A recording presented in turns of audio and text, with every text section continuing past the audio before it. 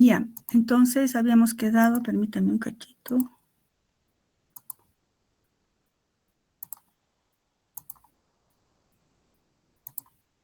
Ya, habíamos quedado en cómo determinar los residuos internos, ¿verdad? Bueno, pero rápido, como siempre hacemos, estamos en la estructura primaria, estamos en proteínas, en los niveles estructurales de las proteínas. Vamos a ir viendo cada uno de los niveles estructurales con detalle como corresponde. Entonces, la estructura primaria, rápido, un breve repaso, se refiere a identidad, cantidad y secuencia. Pues la identidad y la cantidad, que se refiere a la composición, se determinan hidrolizando la proteína. Una vez que se hidroliza con un ordenador, es decir, con un analizador de aminoácidos, que es un equipo especial, se determina toda la composición y la identidad, es decir, qué aminoácidos están presentes en esa proteína y en qué proporción, cantidad, ¿no? Pero la secuencia no se puede saber de esa manera. La secuencia es una tarea muchísimo más laboriosa. Habíamos visto que para determinar la secuencia se puede empezar por los extremos C-terminal y N-terminal. El extremo C-terminal o carboxilo terminal, pues para determinar cuál es el aminoácido que está en el extremo C-terminal, se utiliza la hidracina. La hidracina es un reactivo de... la hidracina es un reactivo de química orgánica, ustedes deben recordar, que solamente hace un ataque debido a los pares de electrones sin compartir, ¿verdad? Fíjense en mi cursor de este grupo amino, puede atacar a los grupos aldehídos, a los grupos cetónicos, a los grupos ésteres, a las amidas, porque el enlace peptídico es una amida, pero no ataca al grupo carboxilo libre. Entonces, ¿cómo es la estrategia? La hidracina forma hidrazonas con cada uno de los aminoácidos. Por ejemplo, con este su hidrazona, de este su hidrazona y así. Y entonces el único aminoácido que no tiene hidrazona será el extremo C-terminal. Pues es tan laborioso que hay que hacer cromatografía de toditos los aminoácidos. Entonces aquel que no tenga hidrazonas, pues será el carboxilo terminal. El extremo N-terminal, habíamos visto, ¿verdad?, que se utiliza el reactivo de Edman. El reactivo de Edman, ¿qué es el reactivo de Edman? El reactivo de Edman es el fenilisotiocianato. Este es el grupo isotiocianato, recuerdan de orgánica, pues unido a un grupo fenilo. Este grupo isotiocianato sufre un ataque nucleofílico expresamente del grupo amino terminal, que está libre, y forma un complejo que no vamos a ponernos a escribir ahora, llamado PTH, si eso sí veamos. Se forma la feniltioidantoina, PTH. Y luego se forma la feniltioidantoina, se hidroliza esto y se identifica la feniltioidantoina de ese aminoácido por cromatografía con patrones de los 20 aminoácidos. O sea, más o menos es así. Si esta es la proteína, 1, 2, 3, 4, 5 le ponemos, el extremo N-terminal va a ser, si le añadimos el reactivo, este triángulo es la fenilisotiocianato, que entonces reacciona formando la feniltioidantoina. Por hidrólisis se separa y luego esto se reconoce por cromatografía, ¿no?, identificando con patrones. Entonces, por ejemplo, de los 20 aminoácidos se forma una feniltioidantoina con cada uno de los 20 aminoácidos y se compara, pues, según su RF o según el grado en el que sale en una cromatografía, y se identifica el extremo N-terminal. Entonces ya se sabe el extremo C-terminal y el N-terminal. Esto que les digo solamente es una aproximación, chicos, es muchísimo, muy, muy engorroso, largo, utiliza ordenadores, equipos especiales, pero en esencia es eso. Se forma feniltioidantoina cuando se usa el reactivo de Edman. Eso es en cuanto a cómo saber el extremo C-terminal y el N-terminal. Aquí habíamos quedado. Pero ¿cómo identificamos los extremos, los residuos internos? Pues vamos a aplicar la degradación de Edman también con el reactivo de Edman. Pero antes vamos a ver lo siguiente. Para determinar la secuencia existen dos métodos de forma o de un modo general. Uno, el método basado en técnicas de biología molecular. Esta técnica, como dice su nombre, utiliza la biología molecular en el sentido de que, permítame leer, deduce este método a partir de la secuencia de nucleótidos previamente determinados del DNA génico que codifica la biosíntesis del polipéptido o proteína. En otras palabras, nuestro DNA, en nuestro DNA tenemos muchos genes. Cada uno de estos genes, bueno, algunos no, pero la mayoría, tiene como función codificar, se llama, codifica todas las proteínas que necesita nuestra célula. Entonces, si se sabe el gen que codifica a la proteína que estamos estudiando, por eso no es tan simple, si sabemos cuál es el gen que codifica esa proteína, tendríamos que saber la secuencia de los nucleótidos del gen. Y entonces, con eso simple, sin siquiera tener en nuestro tubo de ensayo la proteína, se puede determinar la secuencia de aminoácidos. Obviamente, esto es una cosa más compleja. El otro método, el método químico, es la reacción de Edman. Nuevamente, utiliza obviamente el reactivo de Edman. Este procedimiento, bueno, le valió el premio Nobel a Edman, porque con esto se logró secuenciar muchas proteínas. Es el único que da por resultado la liberación del residuo N terminal, sin romper otro enlace peptídico. O sea, va rompiendo siempre este. Una vez que termina de romper con el fenilisotiocianato, formará la feniltioidantoína y se separa, ¿no? Aquí tienen K, se separa.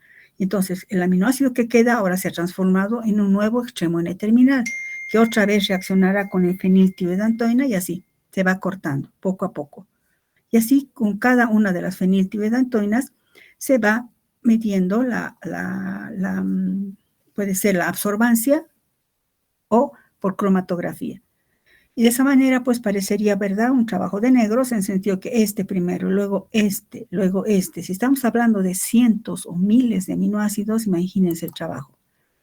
La eficiencia de la degradación de Edman tiene un límite. Máximo da hasta 20 o 40 ciclos. ¿Qué quiero decir? Que es un ciclo. Que el fenilisotiocianato reacciona con se une, se hidroliza y se separa con feniltioidantoína. Continúa el siguiente. Ese sería un ciclo. O sea, nos da para entre 20 a 40, en el mejor de los casos, de aminoácidos. Entonces, si hablamos de cientos o en su caso 1000 o más, pues ya no podríamos hacer solo por Edman. Entonces surge este complemento de Edman, el rompimiento enzimático de la proteína. ¿Qué vamos a hacer? ¿Qué quiere decir? Rompimiento enzimático. Usando enzimas vamos a romper los enlaces peptídicos. Pero no vamos a romperlos erráticamente o al azar, si no estaríamos lo mismo como una hidrólisis química, ¿no?, que no nos serviría.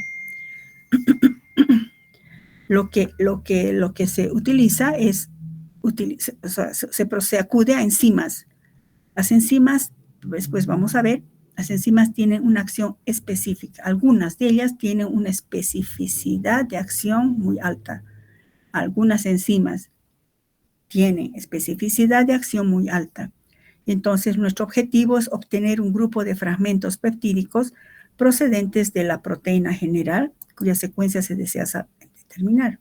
¿Cómo se hace esto? Se utilizan enzimas. ¿Qué tipo de enzimas? Proteolíticas. Como su nombre nos dice, proteolíticas, que rompen proteínas, es decir, enzimas que rompen enlaces peptídicos. ¿Y de qué tipo son? Endopeptidasas. Yo sé que no estamos adelantando, el capítulo de enzimología es después, pero no podemos dejar de ver, como les decía, las miguitas. Endo significa dentro. Peptidasas, el sufijo asa siempre hace alusión a enzimas.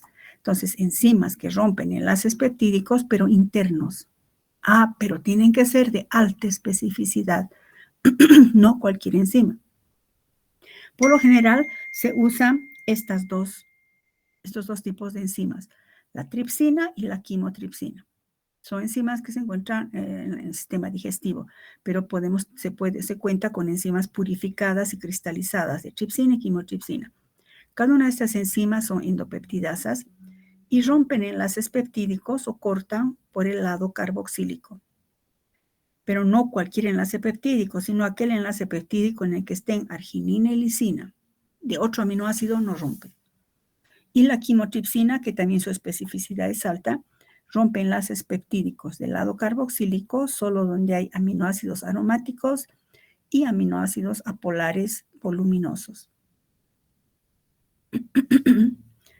Bueno, entonces, por ejemplo, si tuviéramos un ejemplo como si fuera una proteína, este sería su extremo N terminal, su extremo C terminal, y entonces, por ejemplo, rompe por el lado carboxílico, tripsina, donde está arginina y lisina, nos fijamos aquí, este sería el extremo N terminal y este es el lado carboxilo, ¿verdad? Entonces, si tenemos lisina, la tripsina romperá acá este enlace peptídico, fíjense en mi cursor.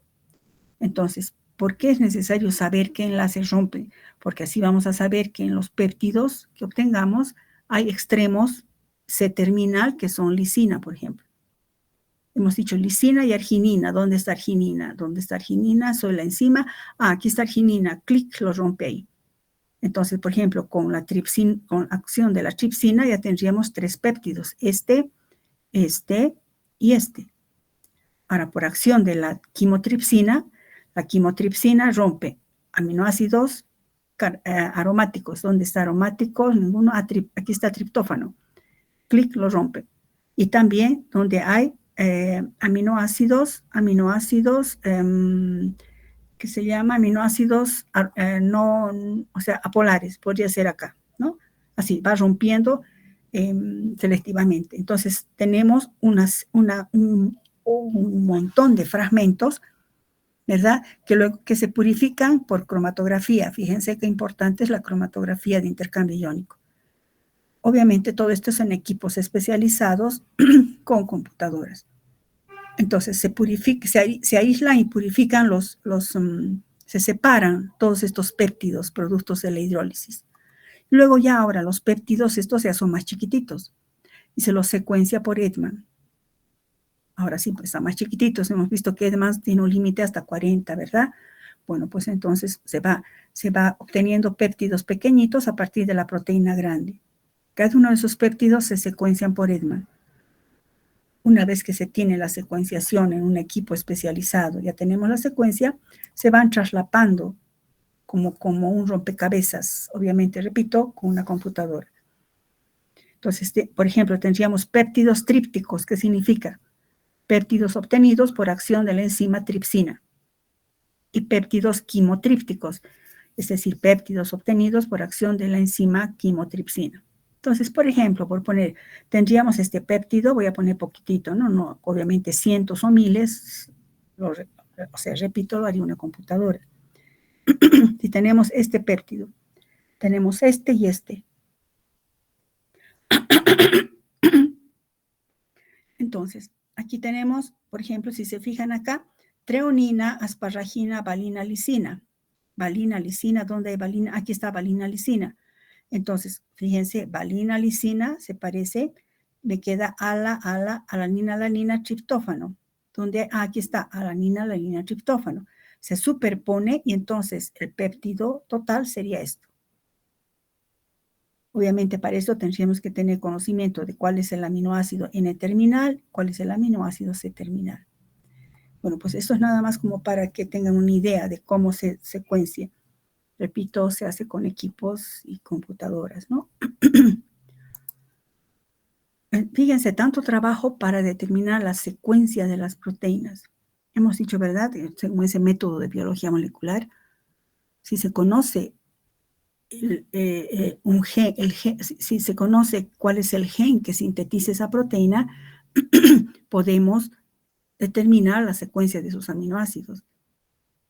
¿Por qué es tan importante la secuencia? La secuencia aminoácidica no está al azar, por eso estoy hablando del gen. Está condicionado genéticamente. En nuestro DNA tenemos genes que van a sintetizar todas las proteínas que necesitamos. Entonces, las proteínas que necesitamos, ¿quién ordena su síntesis y su estructura y su secuencia y todo? Pues nuestros genes, es decir, el DNA, es decir, genéticamente. Y por eso he puesto esto en cursivas y en comillas, porque es una copia fiel de la fuente bibliográfica, Permítame leer. La secuencia de aminoácidos, fíjense, la secuencia de aminoácidos es la conexión entre el mensaje genético escrito en el DNA y la configuración tridimensional de la proteína que perfila la función biológica, o la función biológica de la proteína. Esto nos está indicando, en otras palabras, que toda la secuencia de la proteína está condicionada por el mensaje genético de nuestro DNA. La importancia de determinación de la secuencia se basa en que no hay un común denominador entre las proteínas. Pueden existir proteínas que tengan ciertas secuencias comunes. Por ejemplo, recuerdan, no son proteínas, son péptidos, pero algo parecido. Hemos visto a la oxitocina y a la vasopresina. ¿Recuerdan? Nonapéptidos que tenían secuencias parecidas. Son proteínas homólogas. Las proteínas con funciones similares tienen secuencias más o menos iguales. Son las homólogas. Proteínas con funciones diferentes suelen tener secuencias muy distintas. O sea que la secuencia conlleva o condiciona la función biológica. ¿Qué importancia tiene eso?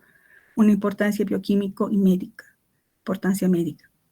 La individualidad y la función biológica de una proteína depende de su secuencia. Esto es vital, chicos. La individualidad, o sea, qué cosa hace, qué es una proteína, dónde está y cuál es su función, depende de su secuencia. En consecuencia, cualquier alteración en cualquiera de los sitios fundamentales de la actividad biológica puede traducirse en una patología. Por ejemplo, hay un ejemplo típico aquí, y hay muchos, incluso hablando del cáncer. Cualquier alteración en cualquiera de los aminoácidos de la secuencia de una proteína puede conllevar a pérdida de su función biológica o a una patología. Un ejemplo es la anemia de pranocítica o falciforme. No importa, ahorita hablamos de eso. La anemia es una condición, más es un resultado de algo patológico, la anemia. Y la falciforme se llama porque los glóbulos rojos se deforman.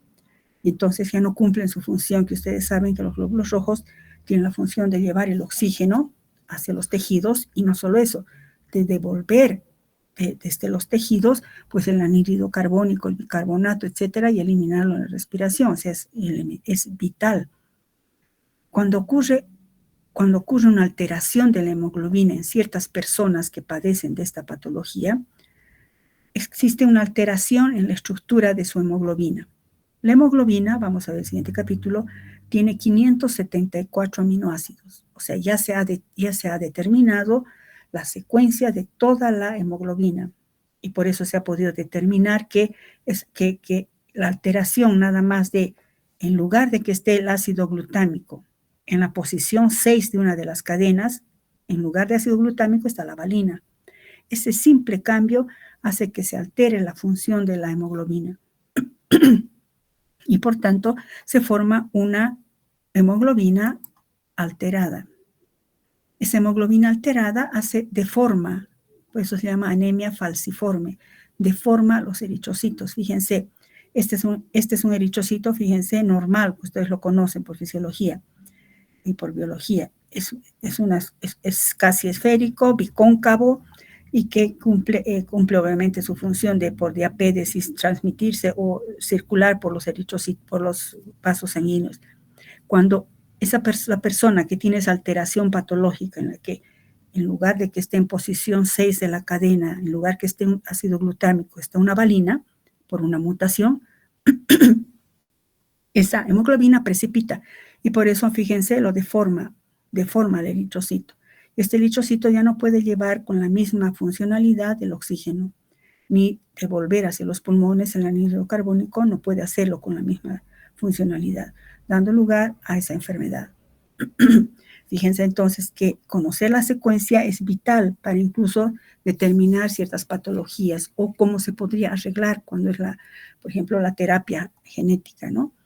Conocer la secuencia de las proteínas es un paso enorme de la ciencia.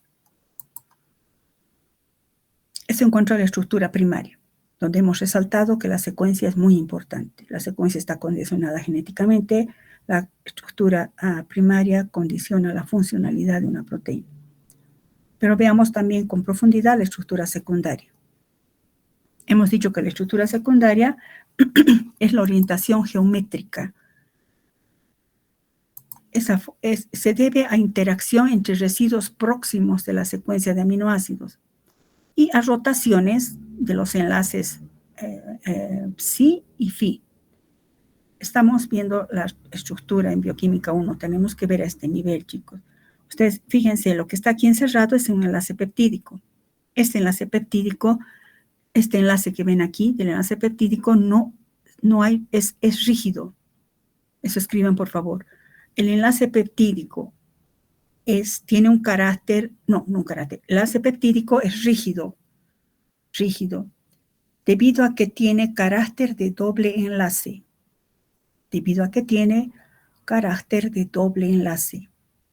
Debido a resonancia. Debido a la resonancia que se presenta en ese enlace. Fíjense aquí, o en cualquiera. Aquí, por ejemplo, este nitrógeno tiene un par de electrones sin compartir, ¿verdad? Entonces, por resonancia, fíjense en mi cursor, este par de electrones puede venir aquí. Inmediatamente este par de electrones salta.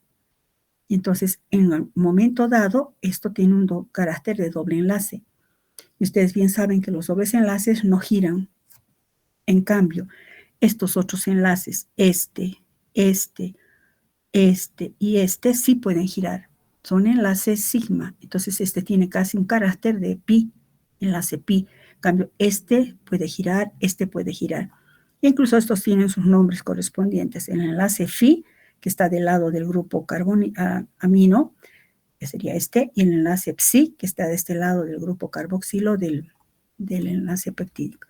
Pero lo que más quiero yo aquí es que vean que todos estos enlaces pueden girar. El que no puede girar es esto.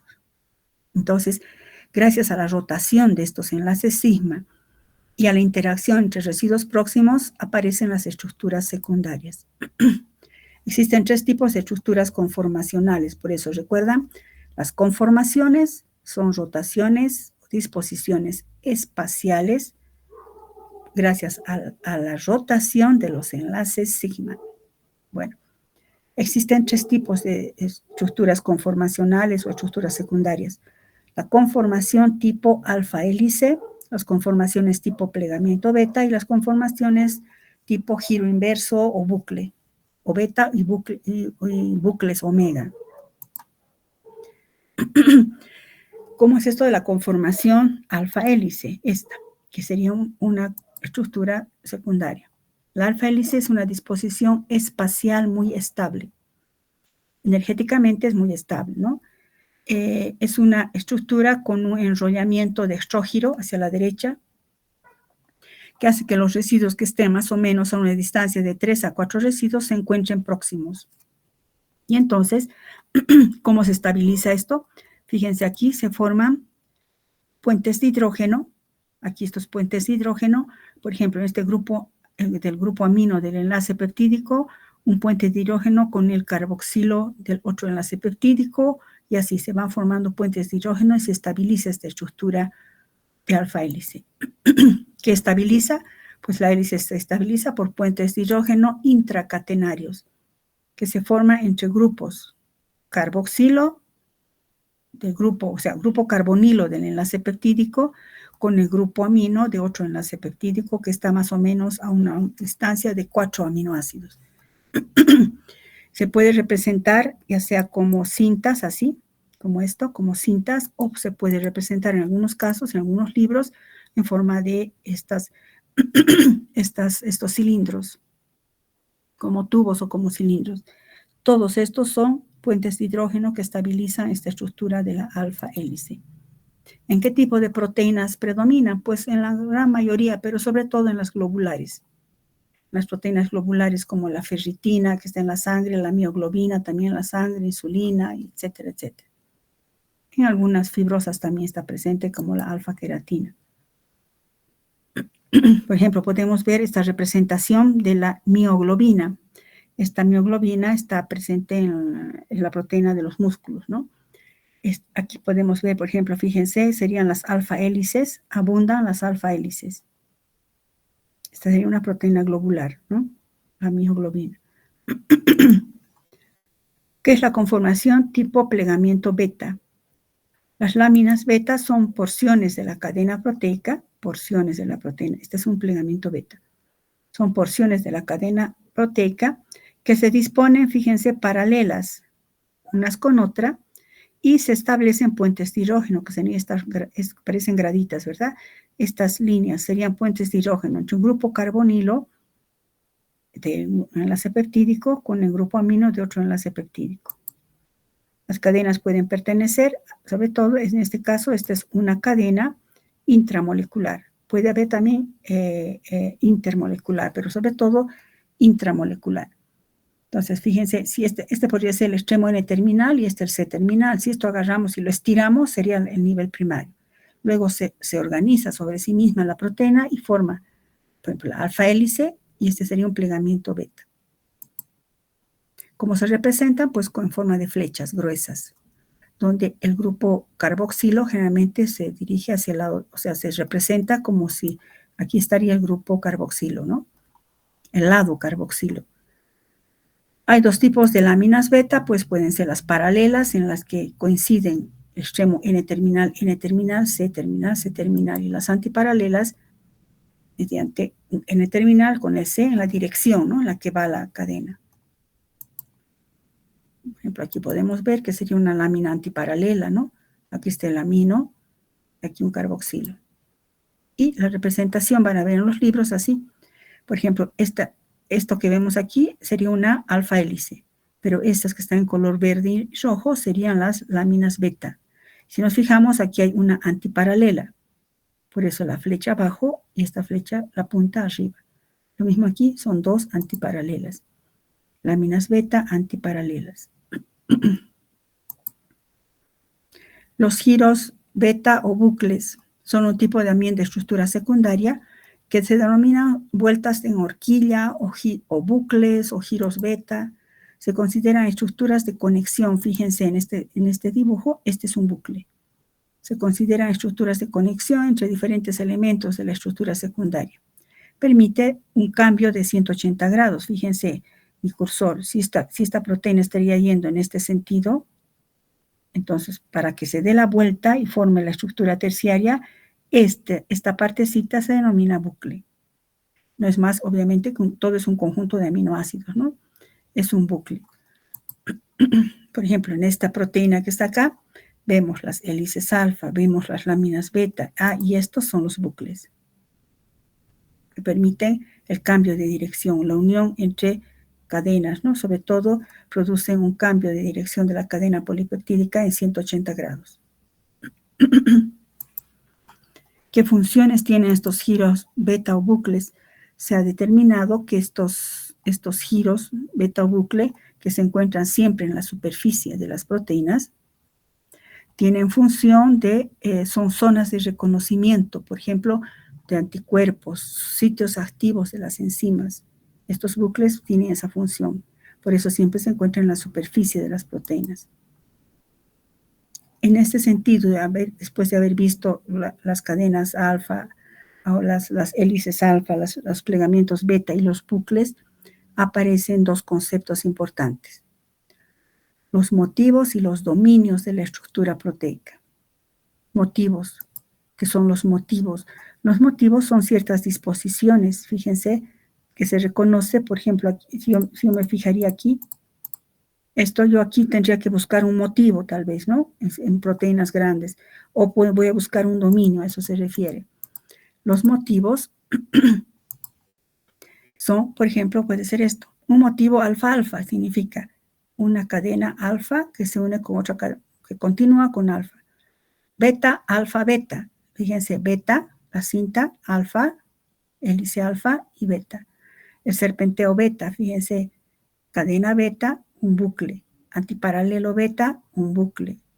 Paralelo beta, antiparalelo, no todo. El túnel o barril beta, igualito, ¿no? Unidos por bucles. La llave griega, que sería, ¿verdad? Una cadena beta que se une con un bucle con esta otra cadena. Esto aparece en la estructura, ¿no? Como parte de la estructura terciaria. Son algunos motivos. Un motivo puede estar formado por dos zonas de estructura alfa hélice, por ejemplo, unidos por una unión beta, ¿no? O puede ser, en este caso, dos betas unidos por un alfa, etc. ¿Qué es un dominio? Es una región diferenciada dentro de la estructura terciaria. O sea, ya estamos entrando a la estructura terciaria. Es una región diferenciada. Por ejemplo, este es un motivo de esta estructura. Fíjense, esta estructura de esta proteína se distinguen las alfa hélices. Aquí hay plegamientos beta. Aquí hay, fíjense, bucles, bucles, bucles. Y entonces, en una proteína aparece una zona medio diferenciada, como si se estirara, ¿no? Y se separara un poco. Es una región diferenciada dentro de la estructura terciaria, que actúan como unidades autónomas. Parecería que se pliega independientemente. En realidad, este dominio resulta ser una unidad de función. Por ejemplo, si es una enzima, puede ser que este sea el sitio activo de la enzima. Si es un anticuerpo, puede ser la zona en la cual se reconoce a su antígeno y cosas así. Un dominio puede estar formado por varios motivos, o sea que adentro podemos reconocer dominios de la llave griega, etc. O sea, un dominio es mucho más complejo que un motivo. Eso es importante. Un dominio puede tener varios motivos. Un dominio es una unidad de función, es una región diferenciada de la estructura terciaria, como si se plegara independientemente. Esto es importante, chicos, porque no he querido dejar pasar, porque cuando ustedes vean en Bioquímica 2 o la doctora Yáñez les diga, por ejemplo, la proteína G con su dominio en la zona alfa, tiene el dominio en la cadena alfa, o la cadena beta de tal enzima tiene su dominio en la región beta. Entonces, ¿qué es dominio? Una región diferenciada de la estructura terciaria y sobre todo es la parte funcional posiblemente de la proteína, aunque puede tener varios dominios también. ¿Qué función tienen los dominios? Pues a menudo un dominio realiza una función específica y separada de la proteína. Este es el dominio. Esta parte puede cumplir una función, esta parte otra función. ¿Qué funciones cumplen los dominios? Enlaza un pequeño ligando, por ejemplo, puede ser un antígeno o puede ser el sitio activo de una enzima. Pueden atravesar la membrana plasmática. ¿Recuerdan? Cuando hemos visto las membranas plasmáticas en el capítulo de lípidos, son las proteínas integrales que atraviesan las membranas plasmáticas o proteínas transmembrana. Un dominio puede contener el sitio catalítico de las enzimas. Un dominio puede enlazar al DNA cuando se esté transcribiendo el DNA. Ahora vamos a estudiar después qué es eso. Y provee superficie para enlazarse a otra proteína. Eso es la parte funcional. Nos fijamos, enlazar ligandos, atravesar las membranas, constituir sitios catalíticos, ayudar en la transcripción del DNA, superficies para que se enlace con otras proteínas. Estamos describiendo todas las principales funciones de las proteínas. Por eso los dominios son sitios funcionales de las proteínas. Bueno, con eso hemos acabado la parte de nivel secundario. Vamos a quedar acá, chicos. ¿Alguna pregunta? Sé que tienen clases. Si hay alguna pregunta, vamos a poner aquí, esperen un cachito.